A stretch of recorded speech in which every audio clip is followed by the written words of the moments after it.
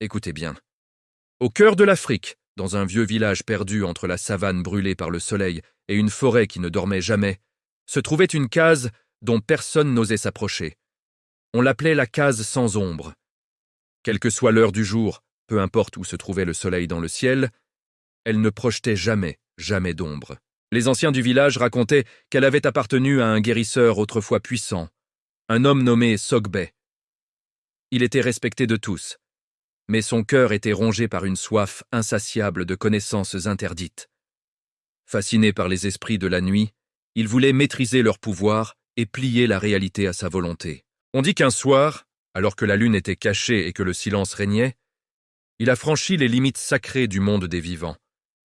Il a prononcé une incantation qu'aucun mortel n'aurait jamais dû connaître.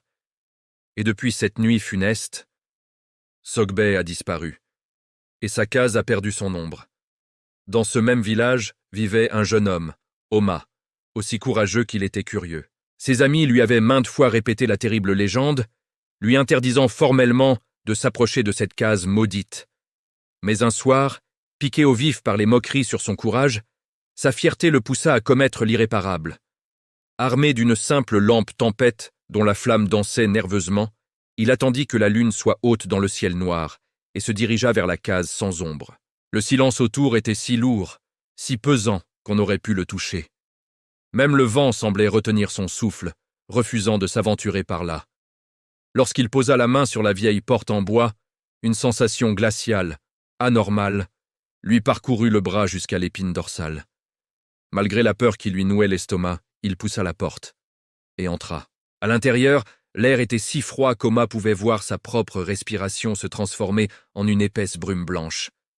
Mais ce qui le frappa le plus, ce qui fit battre son cœur à tout rompre, c'est qu'il n'avait plus d'ombre non plus. La lumière de sa lampe éclairait les murs poussiéreux, mais rien ne se projetait derrière lui. Une terreur pure le saisit. Il voulut faire demi-tour, s'enfuir, mais la porte s'était refermée derrière lui dans un claquement sec et définitif.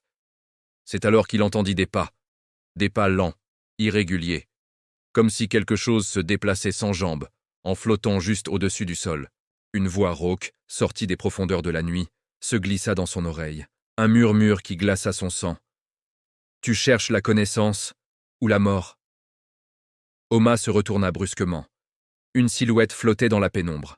Elle n'avait ni jambes, ni visage distinct, seulement deux yeux, deux points inversés, comme des trous noirs aspirant toute la lumière et tout espoir. La forme spectrale s'avança, glissant vers lui comme une fumée vivante et malveillante. « Je suis Sogbe, celui qui a perdu son ombre pour connaître ce que l'humain ne devait jamais apprendre. » La créature tendit une main longue, déformée, faite d'un mélange cauchemardesque de chair et de nuit pure. Le sol se mit à vibrer. La case tout entière sembla respirer, comme un monstre qui se réveille. « Tu es entré dans mon domaine.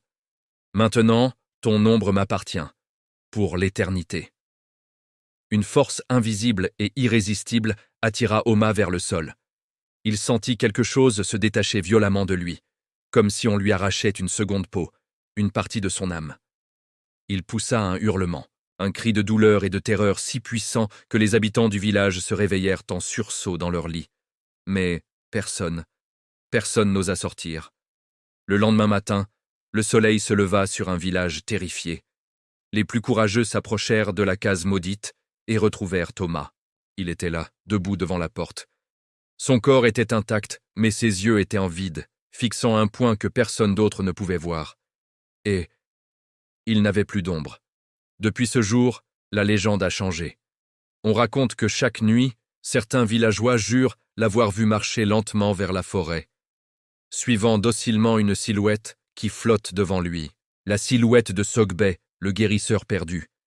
Et le plus terrifiant dans tout ça, c'est que parfois la case projette une ombre faible et tremblante. Mais ce n'est pas la sienne, c'est l'ombre d'Oma, son âme prisonnière pour toujours, hurlant en silence dans les ténèbres.